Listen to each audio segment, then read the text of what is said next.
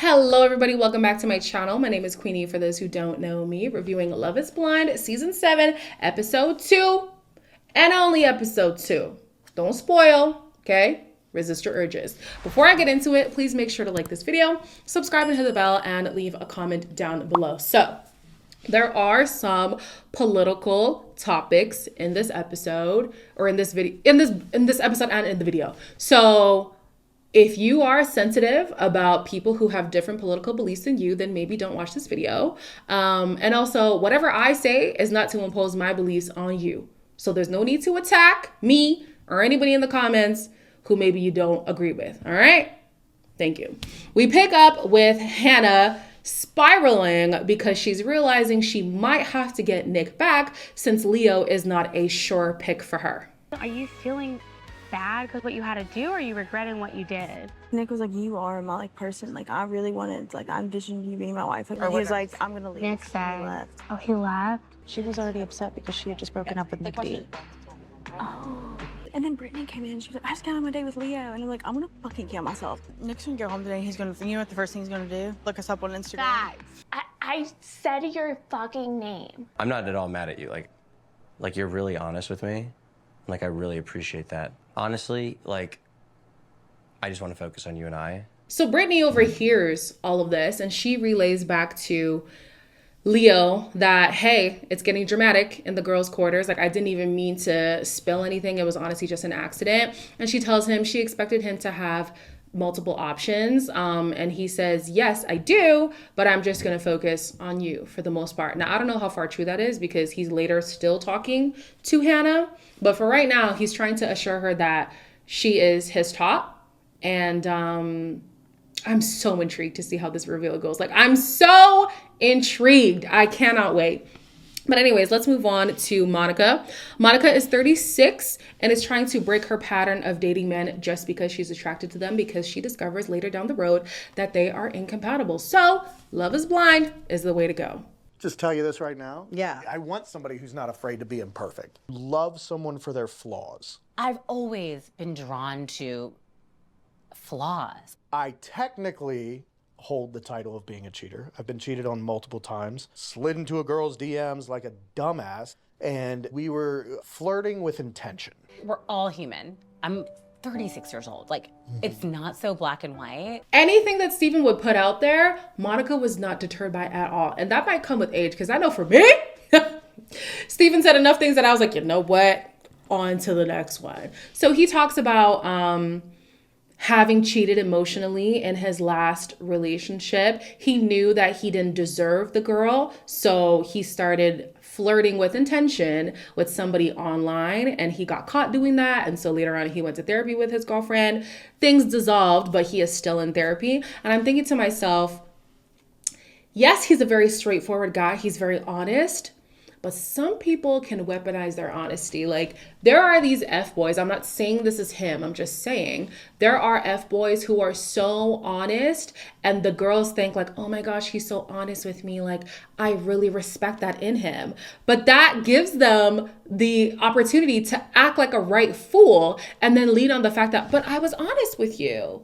And some women fall for it every time. And I just wonder, could Steven be that guy? Because yes, you're honest, but you're also honest about the fact that you deliberately did something you knew you shouldn't do, and you kind of wanted to get caught. And here you are just saying it. And I'm thinking, Steven, I don't know. But Monica doesn't see any red flags with him. She appreciates the fact that he's very straightforward. She likes that he has some direction in life. She likes that he is in therapy. She has also forgiven cheaters in her past anyway, so why can't she forgive Steven? Hannah decides that she's going to request a date with Nick. Now, she doesn't even know if he's still here in the process, but she's having regrets. So she wants to make things up to him. He is still here, and he does oblige and has the date with her. I, like, have not been okay today. Why's that? Because of what I did. Like, You made your decision and it was pretty clear. You're like, yeah, like, I don't know if this is gonna work. I think I hurt you because I didn't want you to hurt me, which is very selfish. You still don't know how you feel about us? I think I'm, like, scared you're gonna, like, be disappointed in me or something. I don't know. I just think, like, you will break my fucking heart, I think. If you ask me, Nick needs to drop this girl like a hot potato. Okay? She confirms that she tends to self-sabotage and she wanted to, not that she wanted to hurt him, but she hurt him because of the fear that he would hurt her first. And I understand being hesitant that, oh man, this might not pan out for me, but to then hurt somebody because you're scared that they will hurt you, that's wild. Especially if by the end of this, you're supposed to be married. That is not the mindset you should have going into marriage. Like, oh, this person might disappoint me. Let me get them before they get me. Weird.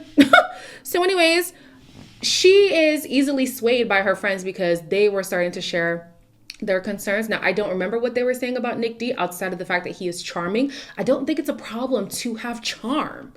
Some people just have great personalities. Like, it is what it is. Especially some of us who grew up like ugly ducklings. We learn to work on our personality, okay? Like, some of us are charming. It is what it is. I don't think it's anything to consider as a red flag, but I think that Nick should see her as a red flag because she's so easily swayed by the opinions of others. Like, I don't know. Now, I might be dense here, okay? I might be the deluded one, but I think Hannah is the deluded one because now she's like, oh, I'm scared that you're not going to like me at the reveal. I thought you just said guys like... You just said guys like Nick. In the previous episode, you said guys like Nick go after you because of your body and because you're the hot girl and you're basically a sex symbol and you don't want that to happen. And then in that same conversation, you said you're worried that he's not going to like you because you have the pressure of being as skinny as possible and wearing makeup all the time. And what, like, do you believe you're that girl or not? Because it's giving not right now. So someone in the comments of the last video made a good point.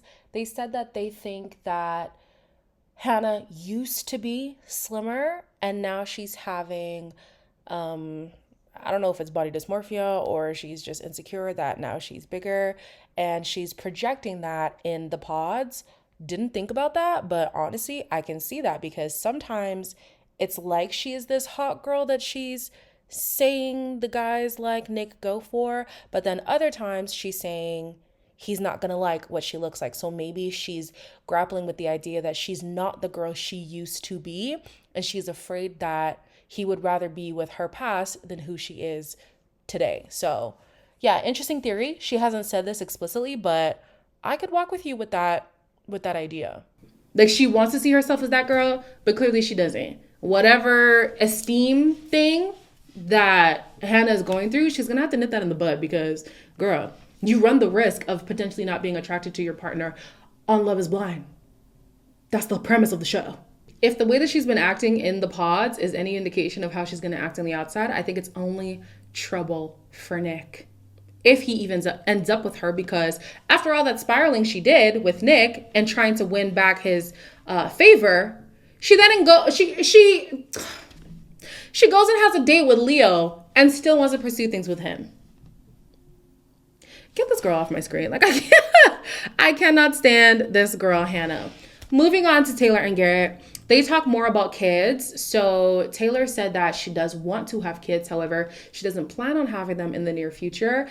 And it sounds like that's not okay with Garrett. You just said something about like this tree providing fruit in like 5 to 10 years. That's kind of your timeline for children. I was definitely thinking sooner. I said 5 to 7. Oh, okay. All right. That's a long time. Yeah.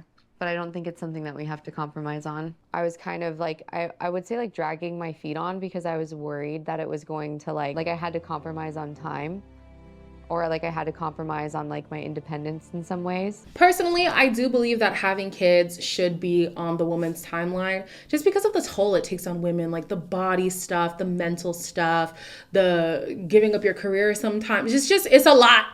Having kids is a lot for women, okay? So I do think that whoever she is with should probably follow her timeline. But I think it's also important to agree on a timeline. And right now, he's like 5 to 7 years is too long for me.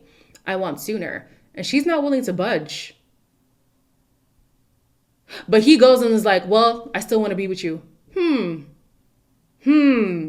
Okay, so you think she's closed off, she doesn't open up enough, that she's calculated, and now you don't agree on the timeline of when to have kids, but you still want to pursue a relationship with her. If this goes to shit, It's your fault. It's your fault. You've pinpointed so many issues, but you just want to throw caution to the wind. Okay. She says that she is not hard to get, but she is hard to earn, which we can see in this episode. She said he has 2 hours to make her or to convince her that she should be his girlfriend. And at first I thought that she was joking, but at the end of this conversation, she literally did not accept that she was his girlfriend. And she also joked about how she would react if he was ugly at the reveal. And although she's saying all these things in jest, I do think that a part of it is true. I think that, I don't know if standoffish is the word, but she's a little prickly. I think she's a little prickly. Garrett is not deterred by it. He later on sends her flowers, asking her, it's her favorite flowers. He asks her, like, will you be my girlfriend? And she says yes. And she has a same pheromone perfume that I do. I was like, oh, I know that little bottle. But yeah, eventually she did say, yes, I will be your girlfriend. But I just wonder, is she a little too prickly for Garrett? Only time will tell. Then we have Bowden. Now, as I said in the comments section of the First Impressions video, there have been allegations going around about Bowden. Now, they are just allegations, so I'm still going to talk about them. I hope that they're not true. If they are true, then we're just going to stop talking about him. But for right now, Bowden is on the show, and he is connecting with Marissa. I was in the Marine Corps, and we were in Kuwait. I'm in the middle of the desert, like, I want some cool camel pictures. Okay. Take a picture of it, and I look up from my camera, and the camel is staring at me in my eyes. And it just starts running. And of course, I turn around and I just run as fast as I can. And the camel's on its hind legs with its front legs up in the air, coming down on me. But like for the rest of the time, like I was just like, holy shit, that's what it feels like to know you're gonna die. Like, Marissa is so cute. She was on the floor writing in her book. To me, it was giving Brandy sitting up in my room vibes. I was like, yes, this is so cute. Now, the problem is this conversation was all about Bowden. It was about his near-death experience with Camel. It was about the struggles of living in the Ukraine, being a refugee in America. He also earlier spoke about how his father passed away and he was raised by a Filipino family. It was a lot about Bowden. And I think the show was trying to do representation about the Ukrainian refugees. I even made or comment about it in my First Impressions video, how in Canada, there was this big deal about the Ukrainian refugees. So I can see why they would want to highlight his story. Marissa, however, has another connection with Ramses. We actually got to see some good conversations between these two. So as of right now, I think this connection makes more sense. I just wanted to let you know I think about you a lot, and probably like my top one for like a while now. There's only 2 of you guys that I'm connecting with. Yeah. I told you I was previously married, right? Yeah. She was like my high school sweetheart. It didn't work out for us, and so. Do you still talk to your ex? No. I have been so intrigued to hear from Ramses just because the hair, the loud shirt. I'm just so intrigued by him. And I wasn't disappointed. He opens up about his marriage and how they grew apart in part because of religion. So he was raised Christian, I think. And so he was trying to remove himself from that religion, and she was still in that religion.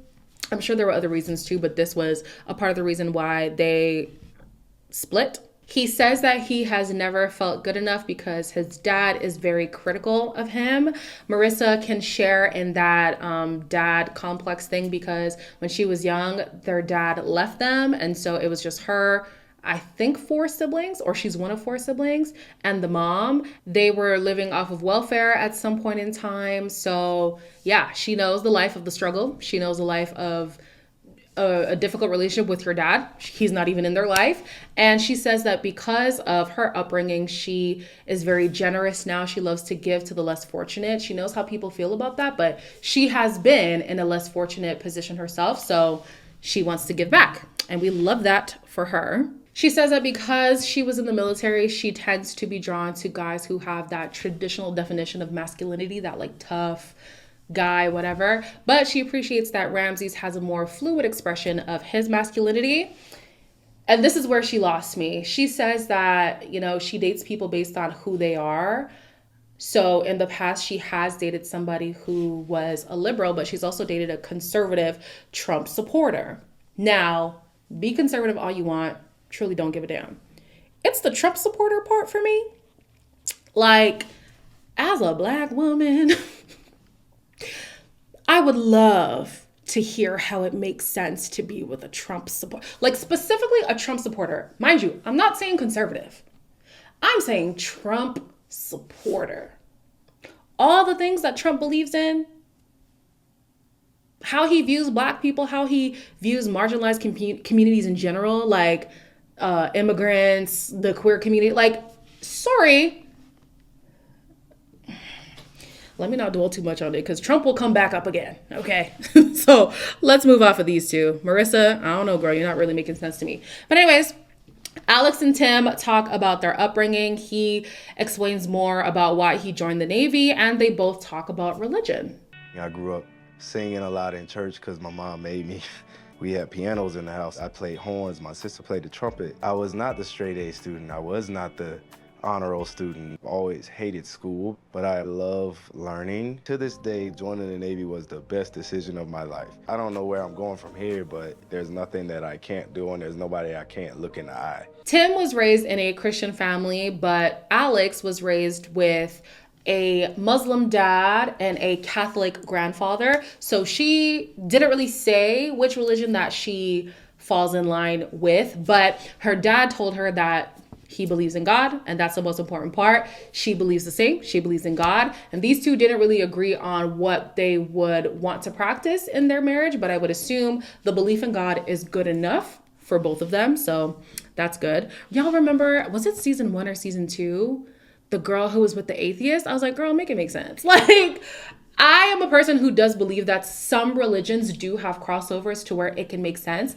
But an atheist with somebody who believes in God, that will never make sense to me. So at least these two have that in common.